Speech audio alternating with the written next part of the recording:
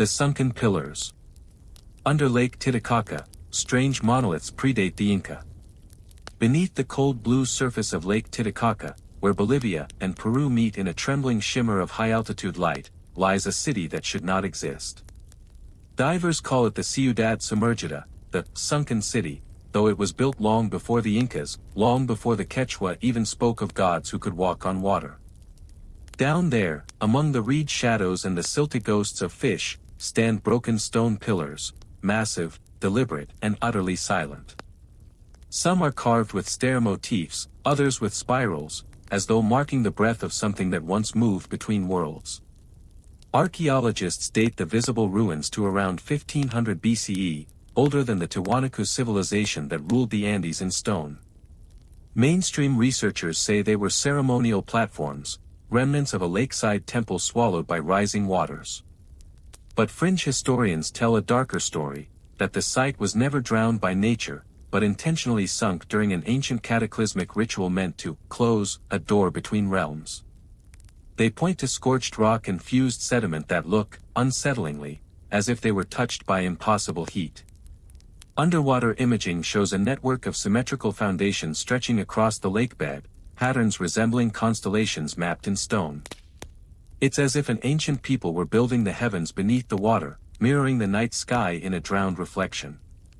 At night, the surface above the ruins still shimmers with phosphorescence, small particles of algae catching starlight like fragments of memory.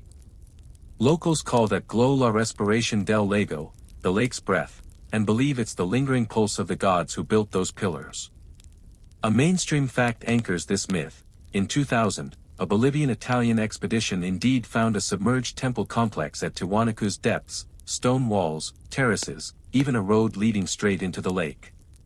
The discovery confirmed indigenous legends that Titicaca was once the womb of creation, the place where the god Viracocha first rose from the water to shape humankind. Yet something remains unsolved. Beneath the main site, radar shows even older layers, non-Incan, non-Tiwanaku, made from andesite blocks impossible to cut without modern tools. Scholars still debate whether those foundations were natural formations or remnants of a civilization so old that history has forgotten its name. Local Aymara elders whisper that the pillars once sang.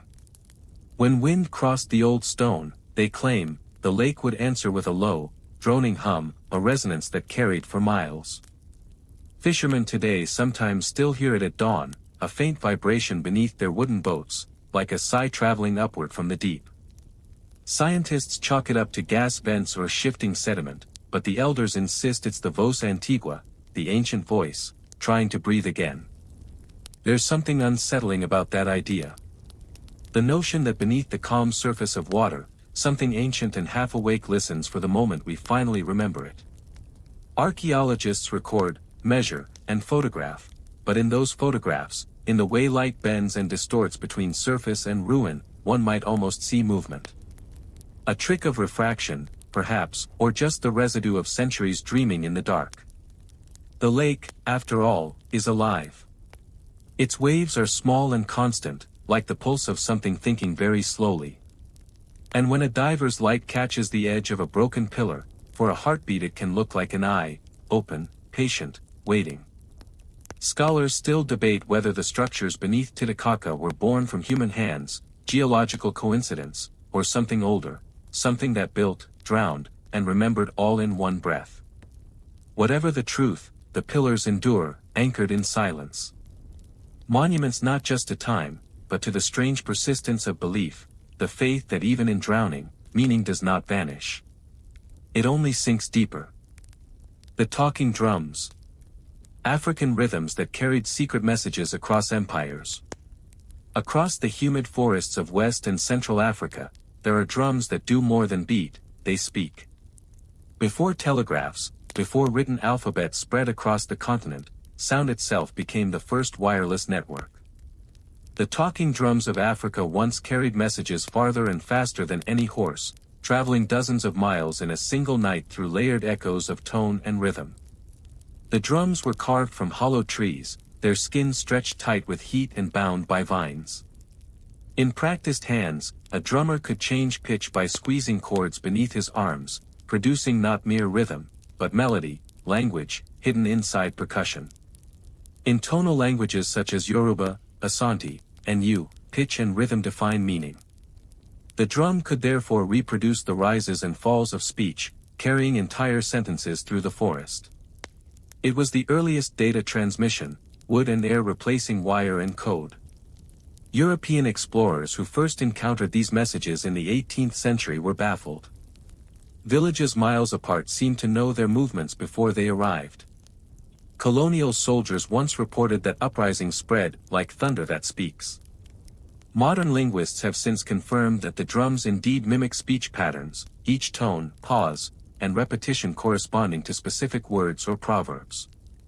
A mainstream fact grounds the myth. Historians record that during the Ashanti Empire, drum networks connected towns across Ghana, relaying messages faster than mounted messengers. One documented transmission traveled nearly 25 miles in under 2 hours, a remarkable feat in a dense tropical world. Yet there's a layer of mystery even the scholars acknowledge. Some rhythms didn't just communicate, they summoned. Anthropologists studying remote drum ceremonies recorded patterns that induced trance states, described by locals as the voice of the ancestors. The drums, they said, didn't only carry words, they opened doors between worlds. In the darkness, amid flickering torches and the heat of the crowd, the sound became language, language became pulse, and pulse became presence. Scholars still debate whether these trance-inducing beats were coincidence, an early form of hypnosis, or remnants of an older ritual science lost to colonial erasure. Some suggest the rhythms encoded breathing patterns meant to alter consciousness. Others whisper that the drummers knew precisely what they were doing, composing sonic bridges between the living and the dead. Fringe historians push even further. They claim certain drum rhythms, recorded before suppression by missionaries, follow precise mathematical ratios matching planetary orbits. To them, the talking drums were more than communication tools, they were musical calendars, mapping time and spirit together. There are still places in Africa where the drums answer the wind. In remote Nigerian and Congolese villages, elder drummers perform conversations that last hours, entire stories told without a single spoken word. When translated, their meanings are both poetic and practical. The chief sends his greetings. The hunters have returned. The forest sleeps tonight. But beneath the surface of these phrases hums something deeper, a continuity stretching back thousands of years, when rhythm itself defined reality. The beat of the drum mirrored the beat of the heartbeat mirrored the rhythm of creation. Each echo through the forest was a reminder that sound was once sacred, that silence could be broken only with purpose.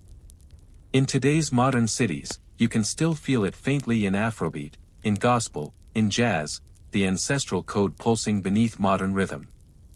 The talking drum became electricity, then radio, then data. But its soul remains the same, a signal, a call, a whisper that the living are listening. When a master drummer lifts his sticks today and plays a pattern older than the language we speak, he is not performing. He is remembering. The forest leans in. The air vibrates. And across time's distance, it sounds exactly like a heartbeat answering back. The ghost fire temples. Hidden shrines where eternal flames once burned blue. Deep in the deserts of Iran and the rocky plateaus of Central Asia, archaeologists have found shrines where fire still flickers, even after millennia. Not roaring flames, but delicate tongues of blue light, rising from cracks in the stone as if the earth itself were whispering secrets through fire. These are the ruins of the Adar temples, the ghost fire shrines of Zoroastrian antiquity, places where worshippers tended flames believed to be eternal, sacred bridges between human breath and divine spark. Fire, in those ancient faiths, wasn't just warmth or light, it was thought to be consciousness itself. The oldest confirmed fire temple stands in Yazd, Iran, its flames said to have burned continuously for over 1,500 years. But deeper beneath modern sanctuaries, archaeologists have discovered foundations of far older sites, some dating to 1200 BCE, where scorch marks and carbon residue trace patterns like fingerprints left by forgotten rituals. A mainstream fact grounds the legend. the Zoroastrian faith indeed preserved eternal flames as physical embodiments of purity and truth, known as adder. But the mystery grows from reports of blue fire, a natural phenomenon caused by methane vents, yes, but one that ancient priests described as the breath of Ahura Mazda. The flames that burned blue were not ordinary, they were living light, a force both creative and consuming. In the ruins near Surakhani, Azerbaijan, a temple known as a Teshka sits atop natural gas fissures that still ignite spontaneously. At night, faint blue tongues rise through broken stone altars, moving like spirits. Locals say the fire never truly dies, it waits, hidden beneath the ground, dreaming of the age when people still prayed to it. There's something undeniably haunting in those ruins. The way soot stains walls that have seen neither torch nor visitor for centuries. The air smells faintly metallic, and every sound, every crunch of sand, echoes as if answered from beneath the floor. Excavators working there have reported strange moments, static on equipment, hair standing on end, even a low hum reverberating through the stone. A fringe idea persists that these temples weren't simply places of worship, they were ancient reactors, tapping subterranean gases for ritual energy. Some scholars call that fantasy. Others note the alignment between these fire chambers and ancient astronomical sites, each doorway facing a star, each vent mapping to constellations. Coincidence, perhaps. Or design. One inscription, partly translated, reads, "The flame does not consume, it remembers." What could that mean? The priests who once tended those fires believed the flame could hold memory, that it retained echoes of prayers, voices, and lives lost to time. When the blue fire flickered, they said, it was speaking, retelling the story of creation in its own language of light. Scholars still debate whether the temple's blue flames were purely natural gas vents or maintained through hidden alchemical knowledge, ritual mixtures that produced color and longevity. Some texts reference a substance called the star's breath, a blend of sulfur and saltpeter said to make fire pure. No sample has ever been confirmed, but fragments of pottery found on-site show residue consistent with chemical experimentation. The ruins of Eteshka remain eerily active. Visitors claim to hear crackling even when the flames are invisible, like distant applause beneath the wind. And when lightning strikes the nearby hills, for brief moments, new flames appear, cold blue, wavering, then gone. To stand there is to feel both awe and unease. The silence vibrates. The earth itself seems to exhale. Fire, in its purest form, is still a living being, hungry, luminous, patient. These temples were its body. And their blue ghosts, rising still, may be the oldest witnesses left on earth, keepers of a flame that never forgot how to speak. The lost tongue of Ur. Fragments of a language scholars say no culture could have spoken. In the baked mud ruins of ancient Mesopotamia, beneath layers of Sumerian and Akkadian text, archaeologists once uncovered a handful of clay tablets so strange that even the experts fell silent. The marks didn't resemble cuneiform or any known script. They weren't pictographs or numbers or trade records. They were sound. Repeated phonetic impressions, like breath caught in clay. The discovery, made near the ruins of Ur in southern Iraq, seemed at first like error, students' practice work, perhaps. But when the inscriptions were analyzed, they revealed a pattern, rhythmic clusters of symbols mimicking human speech, with no semantic logic at all. It was language stripped of meaning, pure sound, recorded 4,000 years before the idea of music notation existed.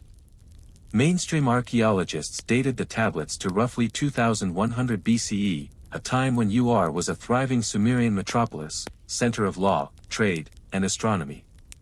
But what unsettled researchers was that these fragments appeared older, buried beneath the city's foundations. Someone, or something, had carved sound before writing itself was born. Linguists studying the pieces dubbed it the Ur substrate. The pattern suggested vowel harmonics outside known Mesopotamian phonetics, closer to the cadence of chant than speech. When digitally reconstructed, the result was a low, throbbing hum, like many voices layered together, rising and falling with uncanny rhythm. Some described it as musical, others, mechanical. A mainstream fact holds, early Mesopotamian temples did employ chant and vibration in ritual, using the human voice to mimic divine resonance. But these tablets were different.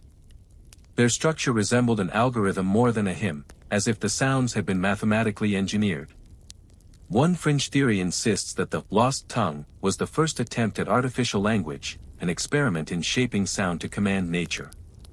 Cuneiform later recorded words, but this earlier code, they say, made them real. The ancient priests believed that naming something incorrectly could undo its existence. To guard against misuse, they buried the tongue of creation beneath their city's walls. There's an eerie anecdote from the 1920s. A British excavation team reportedly played phonetic reproductions of the symbols aloud in a London museum. According to the curator's notes, several nearby objects, glass, copper, even sand, vibrated in sympathetic response. No explanation was given, and the notes were quietly filed away. Scholars still debate whether the UR substrate represents a lost language, a proto-musical notation, or a hoax. Yet every analysis circles back to the same haunting observation: the symbols encode rhythm first, meaning second. They seem to imitate breath, the in and out, the pulse of lungs, the cadence of a human heart. One Assyriologist remarked that when spoken aloud, the sequence feels alive. Perhaps that's coincidence. Or perhaps the ancients knew something modern linguistics forgets, that words are not merely tools of communication, but living vibrations capable of shaping consciousness itself. Across modern Iraq, in the marshlands where UR once glimmered, villagers still chant in strange, droning syllables during night ceremonies to ward off sickness. The words, they say, have no translation. They are older than prayer. It's easy to dismiss that as folklore, yet linguists comparing field recordings found rhythmic overlap with the patterns from the tablets. A cultural echo across 4 millennia. When you listen to those sounds, recorded, restored, then played in slow motion, they don't resemble language or song. They resemble breath itself. It feels as if the earth were speaking, exhaling through clay lips. Scholars still debate whether this lost tongue was an accident of proto-writing or a deliberate act of sonic creation, an ancient attempt to give the inanimate a voice. Whatever its origin, its echo endures. Every word we speak, every chant and prayer, is built upon that first vibration carved into clay.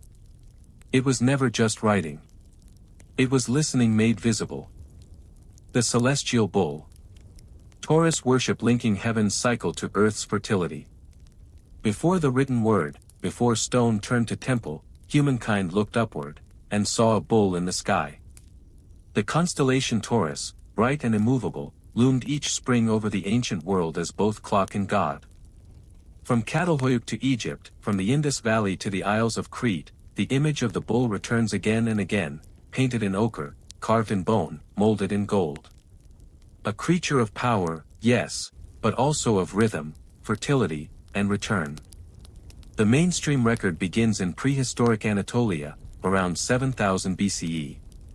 Excavations at Catalhoyuk revealed walls covered with bull heads, real skulls embedded in plaster, their horns reaching into sacred chambers. Archaeologists believe these represented virility and seasonal renewal. But another pattern emerges when we align their placement with the stars, each chamber oriented toward the constellation Taurus during spring equinox. Coincidence? Or cosmic calendar? When the Egyptians built their temples to Apis, the sacred bull of Memphis, they weren't just worshipping an animal. They were tracking celestial motion. The bull's horns symbolized the crescent moon, his body, the curve of the heavens. Priests marked his behavior to predict the flooding of the Nile, a union of sky and earth that dictated the empire's survival. A mainstream fact anchors the myth. Around 4000 BCE, the sun rose in Taurus during the vernal equinox, inaugurating what astrologers call the Age of the Bull. It was the age of agriculture, when humans yoked nature to their will. The bull, strong, patient, fertile, became the living emblem of civilization's harnessing of the world. But something darker flickers beneath that symbol. Across Sumerian tablets, Minoan frescoes, and later biblical tales, the bull is not only worshipped, it is slain. In Babylon, the bull of heaven sent by the goddess Ishtar brings both abundance and destruction. In Mithraic temples, carved deep beneath Rome, initiates reenacted the tauroctony, the sacred killing of the bull, to release the energy of creation itself. Blood becomes seed, death renews life. Some scholars interpret this ritual slaying as the mythic handover to the next cosmic age, the age of Aries, the ram. The bull had to die for new constellations to rise. The stars themselves demanded sacrifice. Fringe theorists trace this celestial story into stone. They argue that ancient monuments like Göbekli Tepe in Turkey and Lascaux's cave art encode Taurus's pattern in animal form. On one wall in Lascaux, the bull figure aligns with a cluster of 7 dots, the Pleiades, the Seven Sisters star group found in Taurus's shoulder. Tens of thousands of years before written astrology, someone noticed that connection, and carved it into time. Yet scholars still debate whether the bull's cosmic role was merely symbolic or if ancient priests tracked actual astronomical events through its horns.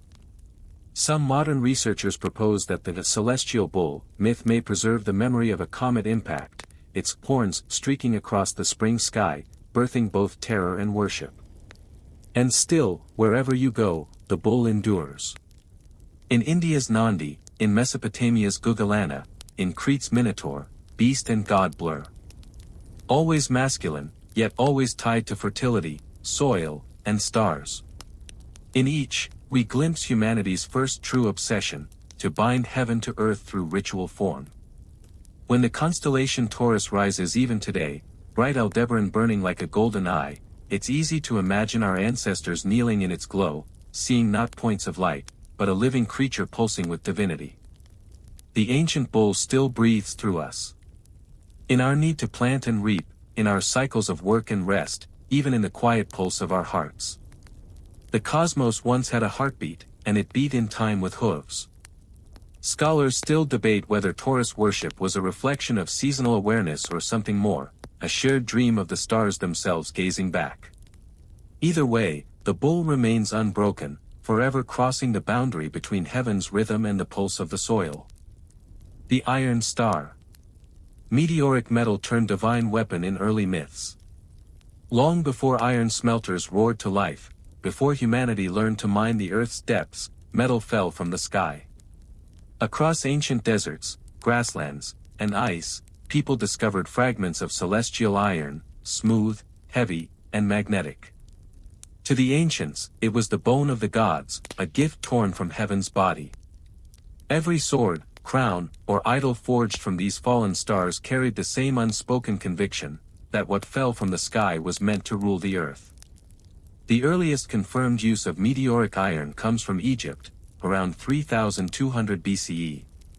Archaeologists unearthed a set of 9 small iron beads from Gerza, their composition almost pure nickel iron. When analyzed, the crystalline structure revealed something unmistakable, the Widmanstatten pattern, a signature that can only form in the cooling of iron within space. These were literally pieces of a meteorite hammered into ornament. The Egyptians called the metal bienpet, metal from heaven. It didn't stop at jewelry. Tutankhamun's dagger, found among his burial treasures, was forged not from earthly ore but from a meteorite that landed thousands of years earlier in the Sahara. To wield such a blade was to carry the cosmos in one's hand. A pharaoh's dagger forged from starlight, what better symbol for divine right? In ancient Anatolia, the Hittites guarded their ironworking secrets like priestly magic. To them, iron was sky blood. They built myths around storms and lightning, gods whose weapons fell burning from the heavens. The pattern repeats across cultures, Inuit legends of star iron, Chinese records of heavenly metal, even the Olmecs, who embedded small meteoric fragments into ceremonial axes. A mainstream fact grounds this myth: before true smelting began, all human iron came from meteorites. The age of iron began, literally, with the sky. But there's a peculiar thread of ritual embedded within this cosmic metallurgy. Many of these sky metals were reserved for weapons, not tools. Kings, Priests and warriors wore them as amulets of invincibility, believing the metal carried a divine charge. The early Shang dynasty referred to it as the blood of dragons. The Scythians, on the Eurasian steppe, described such blades as singing when unsheathed. The sound was likely wind against metal, but in a world without science, that song was proof of spirit. Fringe historians have long speculated that entire mythologies of fire from heaven were inspired by meteor events. The iron star was both object and omen. A fragment of cosmic catastrophe, reimagined as divine power. In Babylon, the god Ninurta's weapon was said to strike with the light of the stars. In Norse legend, Odin's spear Gungnir was forged from the heart of a falling star. Across continents, the narrative aligns: celestial fire made flesh, or rather, made metal. Scholars still debate whether the earliest metallurgists realized the extraterrestrial nature of their ore. Some argue they merely saw it as rare and miraculous. Others believe ancient skywatchers tracked meteor paths, retrieving fragments from impact sites in deliberate pilgrimages. In both readings, the meaning is unmistakable: the sky was not distant. It was a forge. There's an uncanny irony here. The same cosmic iron that once fell in awe now forms the skeleton of our cities, the hulls of our ships, even the blades that divide nations.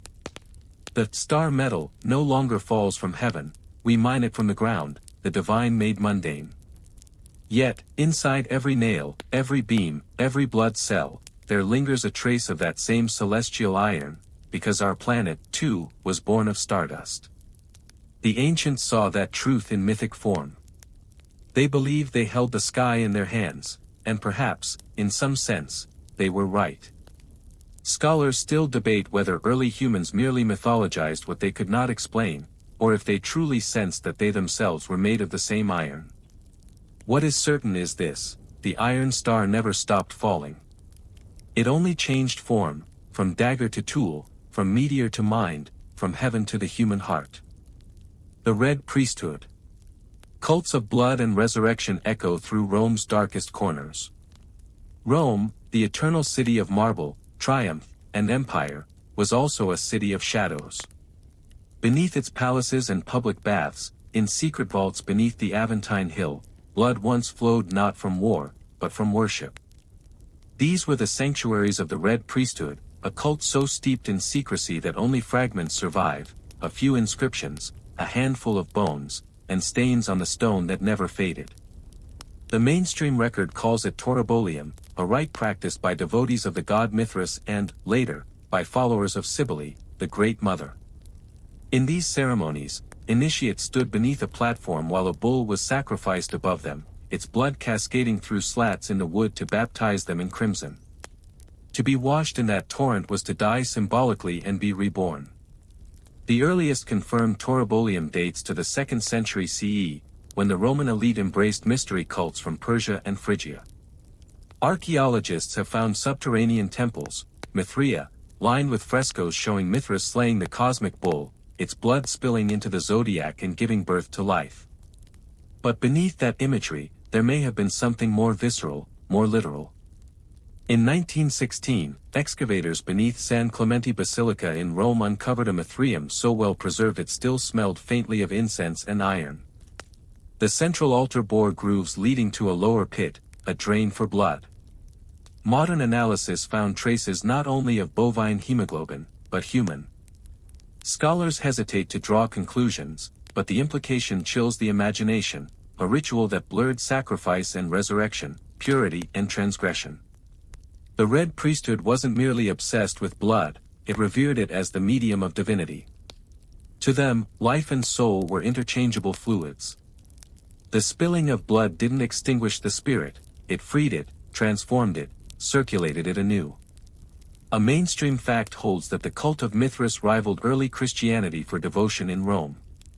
Both promised rebirth, salvation, and ascent after death. Both employed sacred meals and initiation rites. The difference, perhaps, was that Mithraic salvation required proof, a physical enactment of the cosmic death that sustained existence. But the cult's secrecy left room for distortion. Later writers accused its priests of cruelty, calling them red magi, sorcerers who claimed to resurrect the dead with blood. Fringe accounts, often dismissed as legend, describe candles that burned blue in their temples, and a chant said to call the sun from stone. Some historians suggest that Mithraic rites preserved much older Indo-Iranian traditions, rituals symbolizing the sacrifice of the cosmic bull that fertilized the universe. Others suspect the Red Priesthood adopted local Roman fascination with death's spectacle.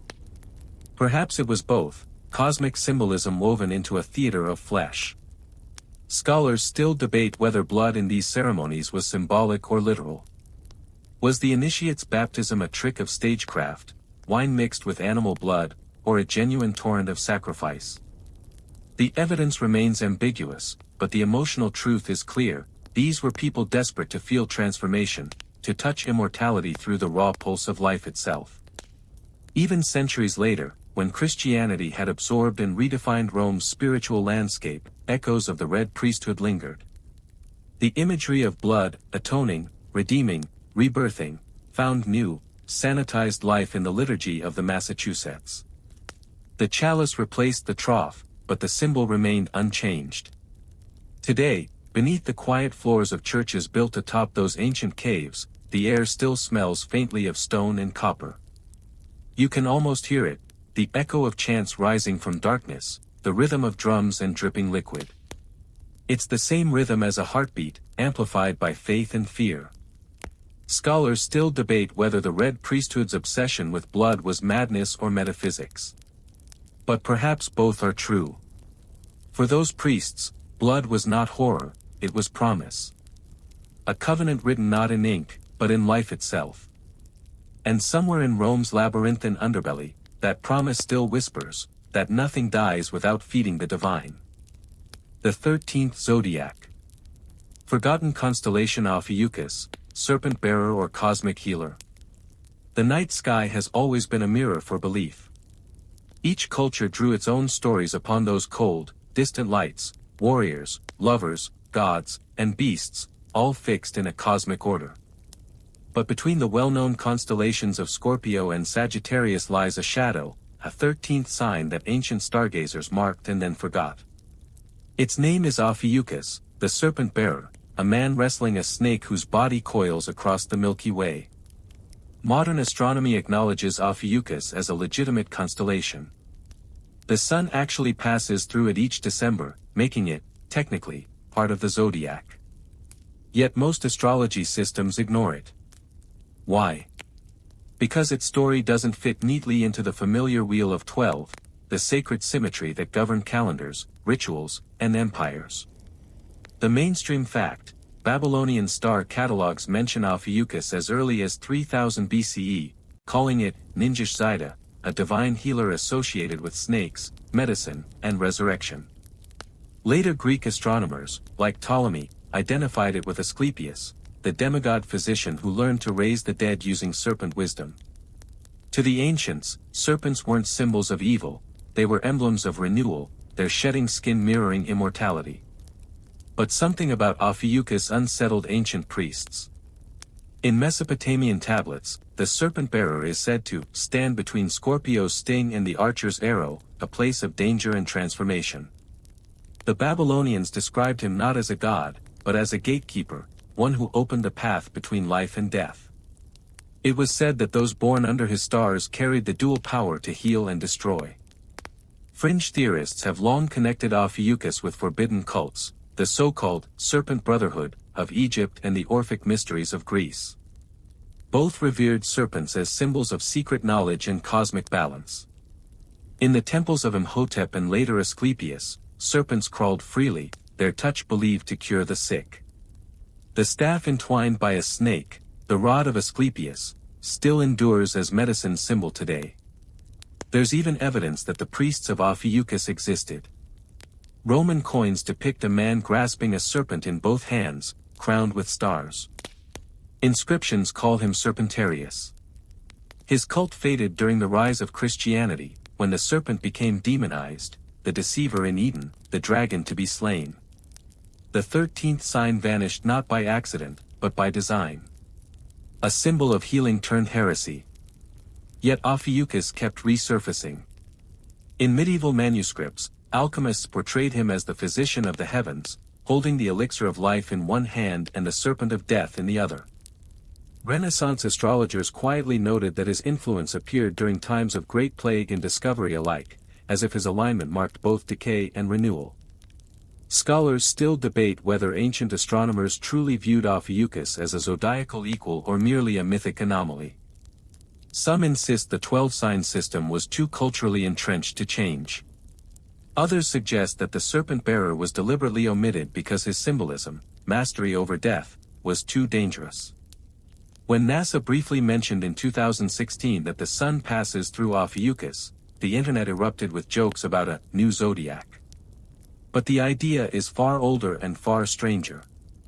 The 13th sign isn't about birthdays, it's about thresholds. Look at his position. Ophiuchus straddles the Milky Way's galactic plane, where stars are born and destroyed. He holds the serpent not in violence, but in balance. To ancient eyes, he embodied the equilibrium between poison and cure, chaos and order.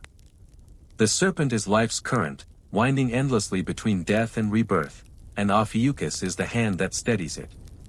Even now, astronomers note that the galactic center lies close to his feet, a cosmic symbol of renewal's source. Coincidence? Perhaps.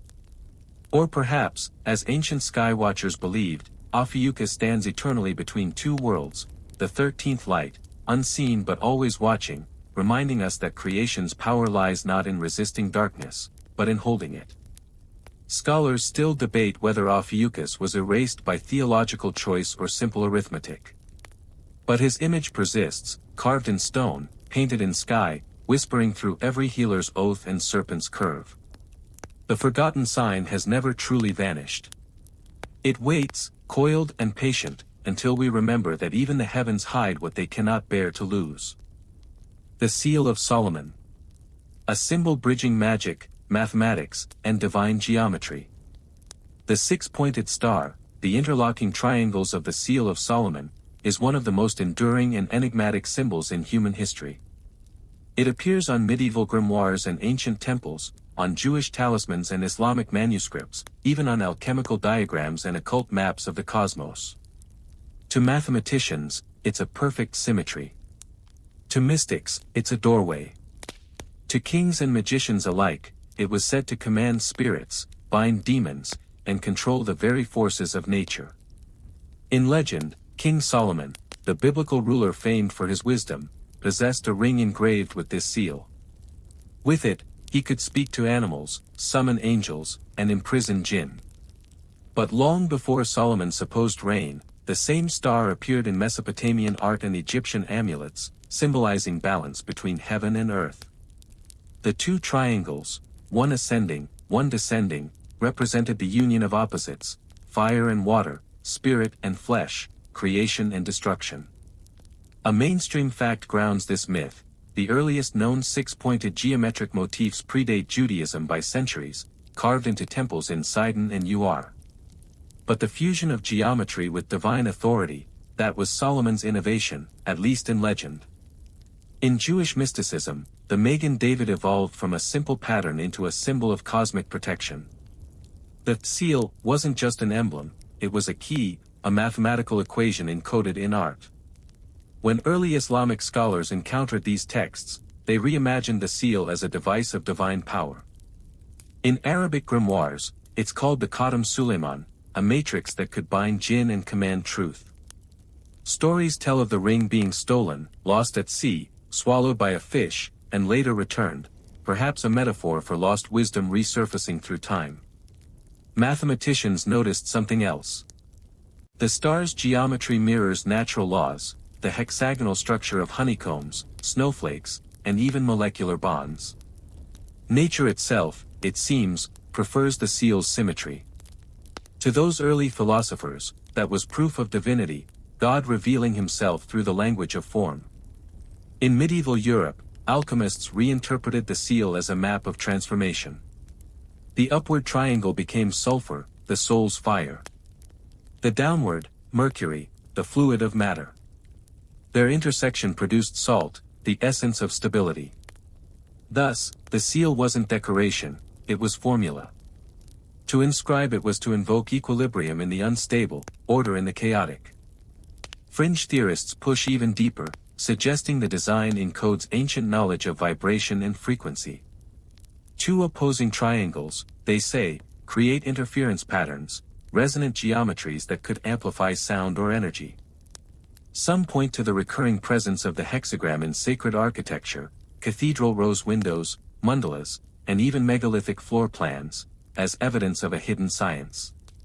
But scholars still debate whether the seal of Solomon's power lies in faith or physics. Was it a symbol used by mystics to focus intention, or a geometric relic of an ancient cosmological system we've only begun to rediscover? The legend persists across religions for a reason. In Judaism, the seal defends; in Islam, it commands; in Kabbalah, it unites the divine masculine and feminine; in Western occultism, it governs the elements. It is protection and peril, logic and mystery. The perfect paradox, two triangles locked in eternal balance, forever spinning between the known and the infinite. When astronomers today map galaxies, they often find hexagonal storms, like Saturn's polar vortex, a natural six-pointed spiral born from atmospheric motion. The same pattern Solomon's ring bore seems etched into the very planets themselves. Coincidence, perhaps? Or cosmic rhyme? Some say the seal's true purpose was not control but understanding. To draw it was to remember the symmetry that connects all things. Above mirrors below. Light mirrors shadow. Order mirrors chaos. Scholars still debate whether Solomon ever lived, but his symbol outlived his name. The seal remains etched not just on stone, but in the mathematics of existence itself, a quiet reminder that somewhere, geometry and divinity once spoke the same language. The stone circles of Africa. Nameless engineers left rings as vast as Britain's Henges. Across the vast savannas of West Africa, in places where wind hums low across red soil, stand thousands of stones arranged in perfect circles. They rise from the ground in silence, rough, unpolished, yet impossibly deliberate. These are the Senegambian stone circles, older than most cathedrals, older even than the great European Henges. 4,000 years of sun and rain have worn them down, but they still whisper geometry into the African wind. The mainstream record is astonishing. Over 1,000 such circles stretch across Senegal and Gambia, each built from hundreds of megaliths weighing up to 10 tons. Archaeologists date them between 300 BCE and 1600 CE, but their origin remains uncertain. The builders left no written word, no clear trace of who they were. Yet the precision, diameters within centimeters, alignments echoing solstices, speaks of an intelligence as exact as it was mysterious. Locals call them wasu, sign and gain, kurbach, names older than memory. Many circles sit upon burial mounds, suggesting the dead were not laid to rest but anchored, bound into cosmic order. The layout mirrors the sky, each circle's orientation shifts subtly, as though tracking the migration of stars over centuries. When viewed from above, some sites form twin spirals, like the coiled shells of living creatures or galaxies themselves. A mainstream fact grounds this enigma. In 2006, UNESCO designated the Senegambian circles a World Heritage Site, recognizing them as the largest concentration of stone monuments in Africa. Yet beyond the title, questions multiply. Who carved these stones? Iron Age farmers, astronomer priests, or something else entirely? The iron tools required for such work appeared late in the region's known timeline. Fringe theorists point to their uncanny similarities with far-flung monuments, Stonehenge, Nabta Playa, even the megaliths of Madagascar. Were these sites independent inventions, or fragments of a shared prehistoric tradition that mapped energy through stone? Some geomancers claim the circles align with subterranean magnetic anomalies, like nodal points of the Earth's unseen grid. And then there are the sounds. Visitors report that clapping or drumming within certain circles produces strange echoes, tones that shift and multiply as though the stones themselves resonate.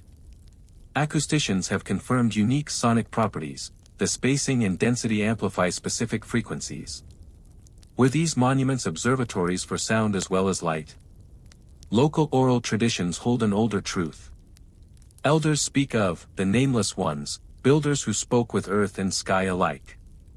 They say the circles are doors without hinges, gateways that open only for those who listen.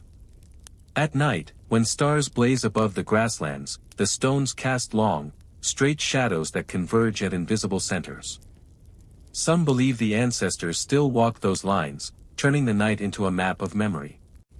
Scholars still debate whether the circles were merely cemeteries, astronomical markers, or sacred spaces for community ritual. But one thing remains clear: they were not random.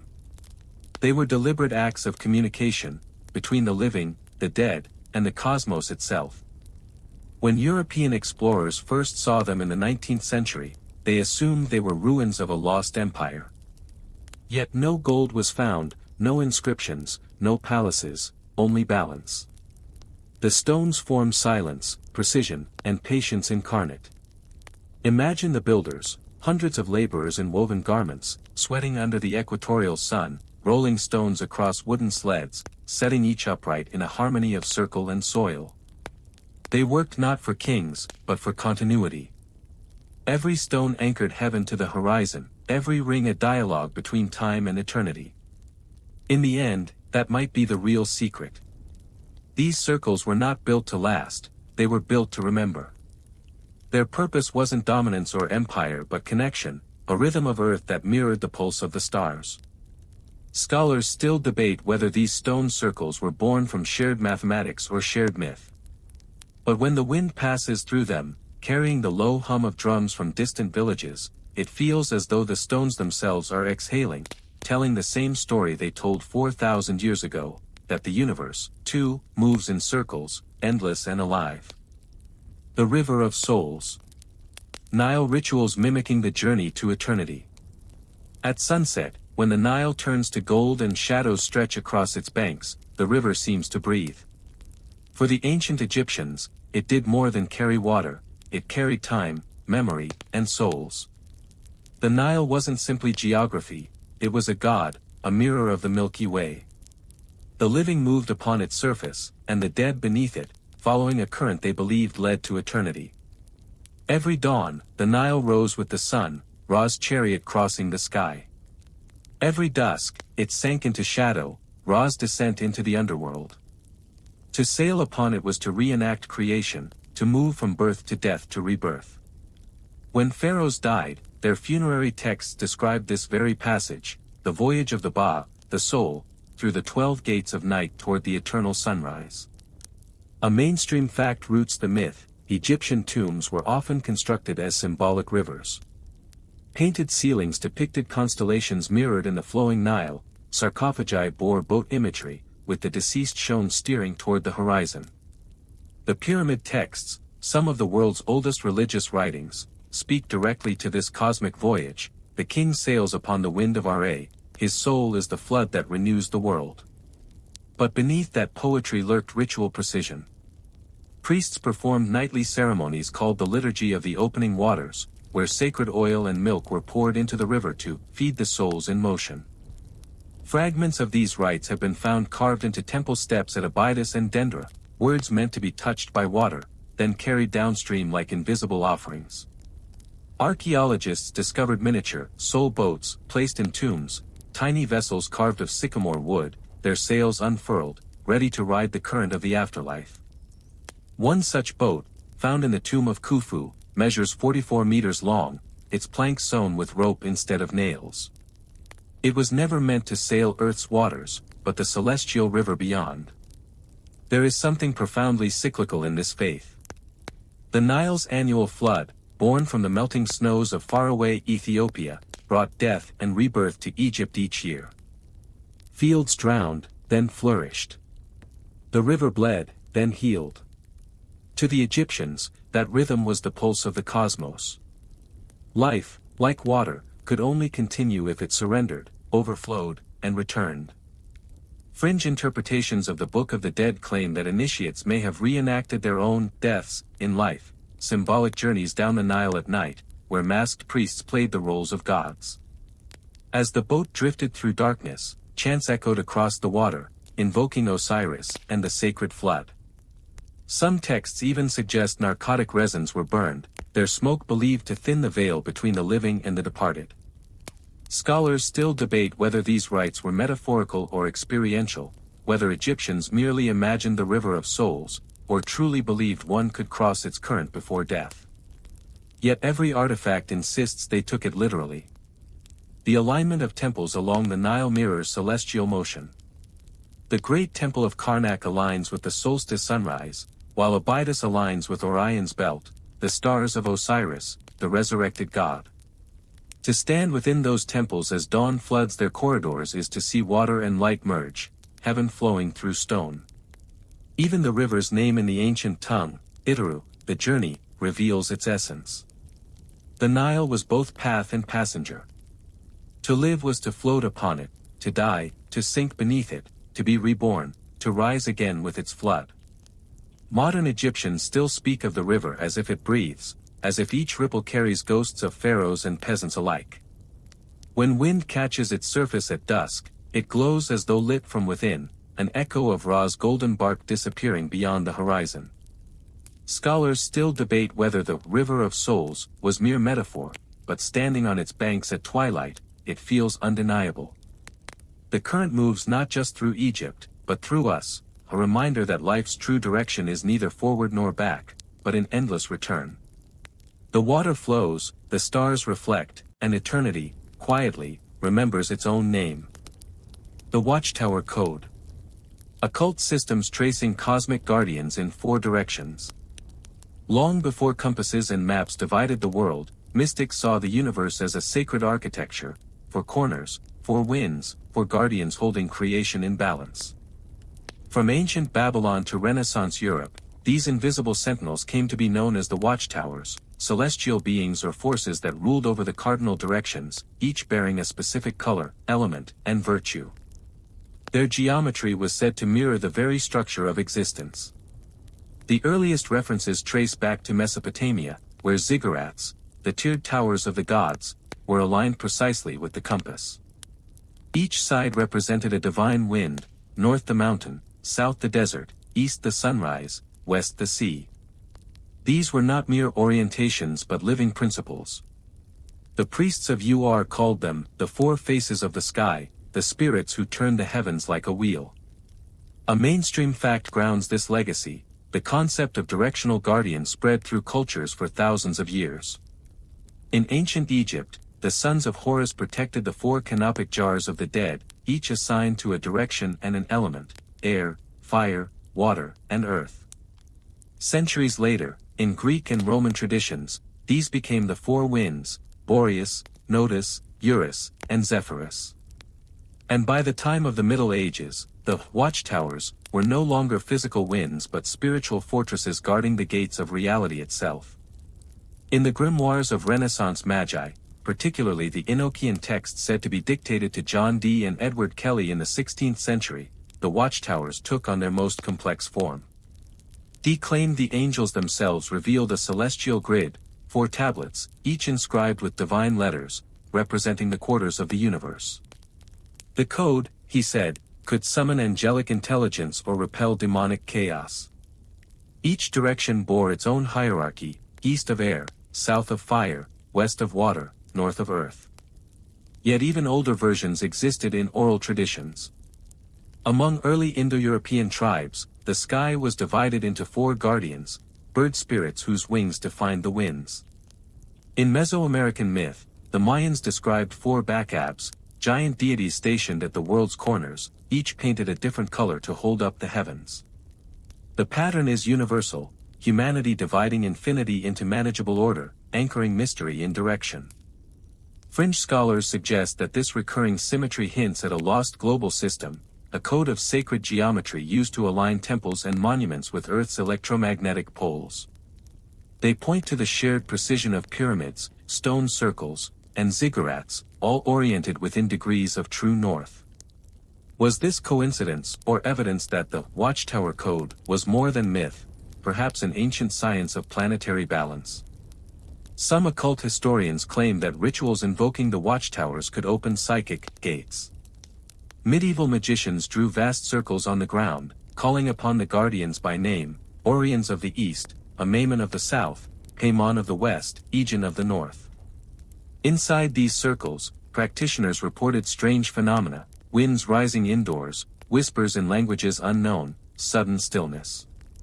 To them, the ritual was not summoning something external, it was awakening the four elements within. Scholars still debate whether these ceremonies were theater, trance, or technology. Did ancient magi truly believe invisible forces occupied space, or were they early psychologists using symbol and sound to balance the human mind? In modern terms, one might call it alignment therapy; in ancient ones, it was cosmic architecture. What is certain is that the geometry persists. From Gothic cathedrals designed as cruciform compasses to Hindu mandalas divided into four sacred gates, the Watchtower Code continues to shape how humanity builds, prays, and perceives the world. Every altar faces east, every temple honors the sunrise. Even the modern city grid echoes this inherited instinct, to map spirit upon matter. Stand in an old cathedral at dawn, and you'll see it, colored light spilling from stained glass aligned perfectly with the rising sun. The air hums as though remembering its old command. The east awakens, the west exhales, the world turns upon unseen sentinels. Scholars still debate whether the watchtowers were gods, metaphors, or magnetic laws personified. But across time, they endure, silent sentries at the crossroads of faith and geometry, keeping watch over a world still learning to face every direction at once. The seven metals. Each planet tied to a metal, alchemy's cosmic recipe. For the alchemists of antiquity, the universe was not matter, it was music, played in 7 notes of shining metal. Gold, silver, mercury, copper, iron, tin, and lead, the 7 metals of the ancients. Each shimmered with celestial character, each governed by a planet in the heavens. Together they formed the first periodic table of the soul, a map linking sky to soil, spirit to substance.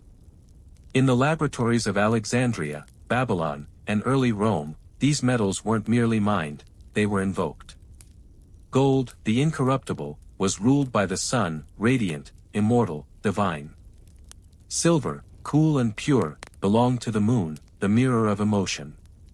Iron served Mars, red and restless; copper was Venus, soft and seductive; tin, jovial Jupiter; lead, solemn Saturn; and quicksilver, Mercury, was the messenger itself, mutable, inconstant, alive. A mainstream fact grounds this alchemical cosmos: these 7 metals were indeed associated with their respective planets in classical astrology, a symbolic system that persisted for nearly 2,000 years. Even medieval physicians prescribed them according to planetary hours: gold for the heart, silver for the mind, iron for blood. But alchemy saw more than medicine. It saw transformation. The goal was not greed but grace. To purify base metals into gold was to purify the soul, to refine chaos into clarity. The furnace was both physical and spiritual, the crucible a metaphor for the self. When alchemists wrote of lead turning to gold, they meant consciousness transcending ignorance. The 7 metals mapped the ladder of becoming, each rung a trial of flame and patience. Fragments of early Egyptian papyri describe this philosophy in poetic terms: the sun hides in all metals. Whoso frees it holds light in his hand. That light was not literal gold, it was gnosis, enlightenment. In Persian texts, the metals were the veins of the stars, gifts of 7 divine smiths who hammered the cosmos into being. Fringe theorists argue the system encoded a proto-scientific understanding of vibrational resonance, each metal corresponding to a frequency, each planet a rhythm. Some claim ancient alchemists could tune metals through sound or magnetism, altering their state. While unprovable, modern spectroscopy curiously aligns: each element truly vibrates at a distinct frequency. Myth, it seems, sometimes guessed the truth by intuition. In medieval Europe, alchemy fused with Christian mysticism. The 7 metals became the 7 virtues, and their opposites, the 7 sins. Gold was faith, lead, sloth; mercury, deceit. The furnace became the human heart, where impurities of ego were burned away. The alchemist's fire mirrored divine judgment, but without condemnation. Its goal was redemption through heat. The process followed a sacred sequence of colors: black, nigredo, white, albedo, yellow, citrinitas, and red, rubedo, death, purification, enlightenment, rebirth. Within that rainbow hid the 7 metals, each yielding its own stage. The philosopher's stone, said to perfect all metals, was simply the self, made whole. And yet, something strange binds the system to the stars. The number 7 governs much of the visible universe: 7 days of the week, 7 notes in the scale, 7 visible planets of antiquity. The ancients believed this symmetry proved divine order, each layer of reality reflecting the next. In their cosmology, to know gold was to know the sun, to melt copper was to feel the pulse of Venus. Scholars still debate whether alchemy was an early chemistry or a disguised mysticism. The answer may be both. Laboratory notes from Arabic polymaths like Jabir ibn Hayyan describe precise distillations alongside prayers to celestial powers. To dissolve metal, he wrote, is to invite its angel. In those words, science and spirituality are indistinguishable. Today, the 7 metals endure in hidden ways. Gold still rules wealth, iron, war, mercury, technology. Even our blood carries iron, the planet Mars, in miniature, flowing through our veins. Perhaps the alchemists were right all along, that matter and meaning are one, that the universe speaks in the language of transformation. To hold a piece of metal, heavy and cold, is to hold a fragment of a star, a reminder that we are still apprentices in a cosmic workshop older than time. Scholars still debate whether the 7 metals were mythic invention or encoded physics. But one thing endures: the intuition that the universe hums with pattern, and that within every element, a spark of divinity waits to be refined. The Abyss Gatekeepers. Babylonian demons guarding knowledge humanity wasn't meant to wield. In the heart of Mesopotamia, where the Tigris and Euphrates once mirrored the stars, the world's first great libraries were built. But buried beneath those tablets of law and commerce, hidden among hymns and omens, lay darker texts, scratched in cuneiform and sealed in clay, invocations to beings the Babylonians called Atuku, Galu, and Pazuzu. They were not gods. They were gatekeepers, spirits stationed at the thresholds of knowledge, keeping humankind from truths too vast to bear. According to these ancient scribes, the universe was layered like an onion of light and shadow. At the top dwelled Anu, father of the heavens. Beneath him, Enlil, the lord of air. Beneath the earth, the netherworld of Ereshkigal, where the dead wandered in dust. Between these realms lay the abyss, a liminal sea called the Apsu, the source of both creation and corruption. Its gates were guarded by beings neither good nor evil, but necessary, the watchers of the boundary. A mainstream fact grounds this tale: Babylonian tablets like the Maklu, burning, and Utukulamnutu, evil demons, describe elaborate exorcisms not to destroy these spirits, but to appease them. The priests didn't view the gatekeepers as villains, they were the cosmic sentinels ensuring balance between divine order and chaos. To speak their names required ritual preparation, to mispronounce them invited madness. In these texts, the gatekeepers stood as cosmic customs agents, deciding which truths, dreams, or diseases crossed from one world to the next. The demon Pazuzu, for instance, protected against plague-bearing winds, terrifying in form, yet guardian by role. Ancient amulets depict him mid-roar, wings spread, one hand raised as if in warning. His image adorned homes not to summon evil, but to keep it out. Fringe researchers, however, suggest a different reading. They see in the abyss myths an encoded map of psychological or even scientific thresholds, early descriptions of altered states or dimensional gateways. The Apsu, they argue, could symbolize consciousness itself, an ocean of potential where thought births reality. The gatekeepers, then, were not external beings but archetypes of human limitation, the mind's immune system, protecting itself from too much revelation at once. The Babylonians knew that knowledge came at a cost. The story of Adapa, the first sage, gifted by the god Ea, ends with him refusing the food of immortality, fearing divine trickery. He chose ignorance over eternal life. It's a parable of restraint, to approach the gates of wisdom but not cross them. The gatekeepers watched, silent and merciful. Archaeologists have unearthed small clay figures buried at thresholds of houses and temples, each inscribed with protective formulas. They were called Apkallu, half men, half fish, servants of the god Enki, who emerged from the abyss to teach civilization art, writing, and law. Yet when humans grew arrogant, the Apkallu returned to the deep.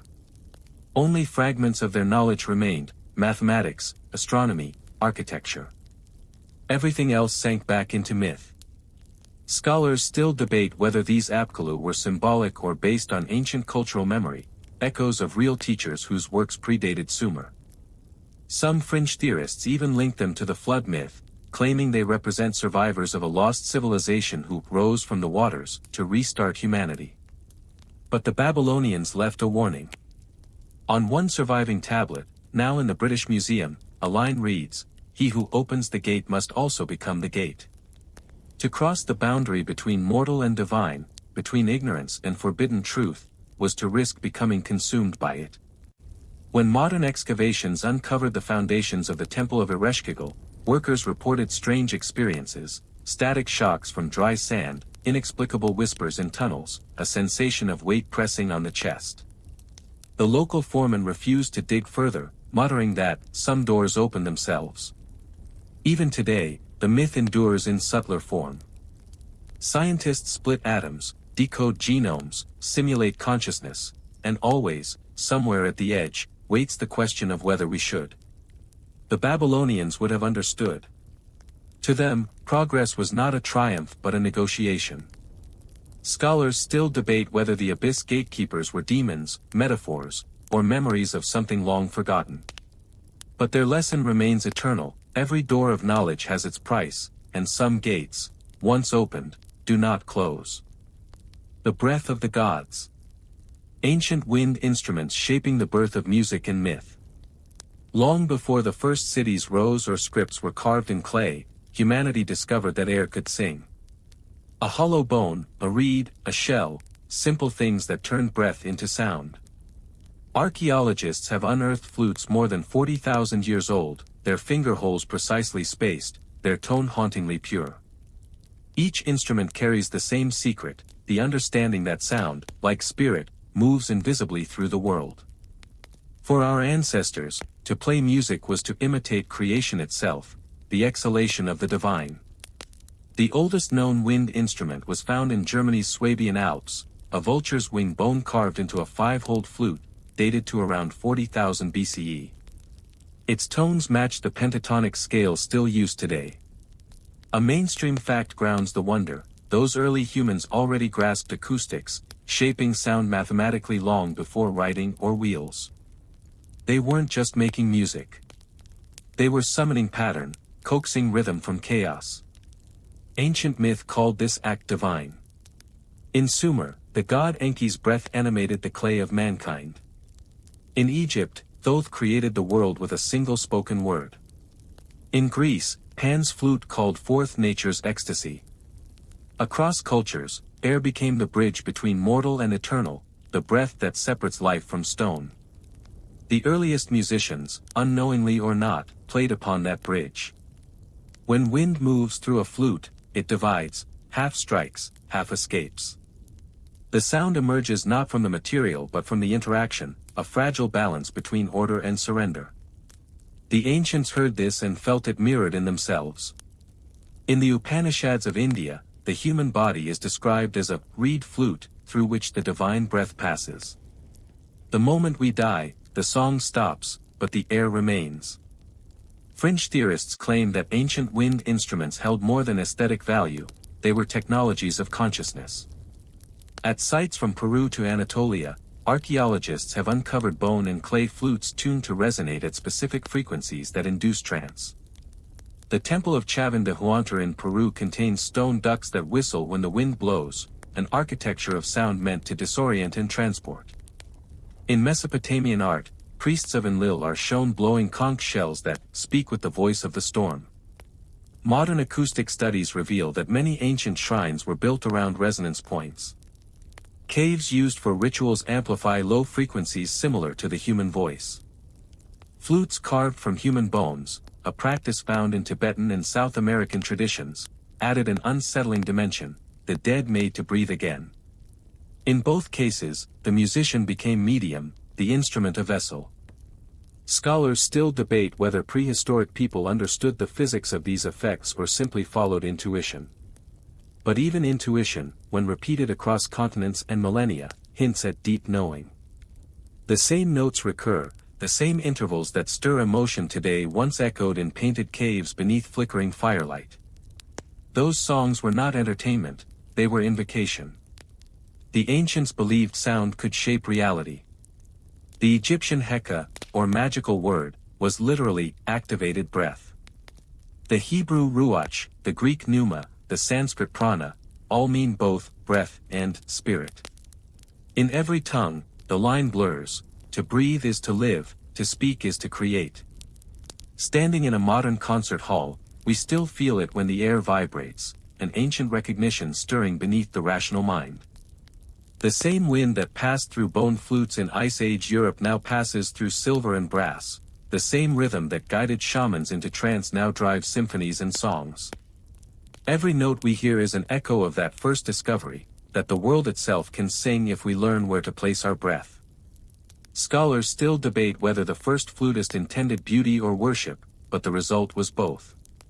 In the hollow of bone and the curve of reed, humanity learned to speak the language of the invisible. And so the final mystery circles back to the beginning, our breath, like the wind of the gods, shapes everything it touches. We are the instruments now, fragile, finite, yet filled with the same eternal air that once moved mountains, stirred flames, and taught the stones themselves to hum. Conclusion. From the drowned pillars of forgotten lakes to the fiery breath of the gods, humanity's oldest mysteries share a single heartbeat, curiosity woven with awe. Each fragment of the past, every star map, ritual, and whisper from stone, reveals that our ancestors were not primitive, but profoundly attuned to the unseen. They measured with stars, spoke with sound, and built with meaning. What they called magic, we call science. What they worshipped as gods, we now name forces. Yet the boundary between them remains porous, flickering, alive. Scholars still debate origins and purposes, but perhaps that's the point. The unknown endures because it must, it keeps us searching, listening, remembering. And maybe the greatest secret hidden in these ancient and occult enigmas isn't about them at all. It's about us, still breathing, still building, still listening for the echo of eternity in the hum of the living world.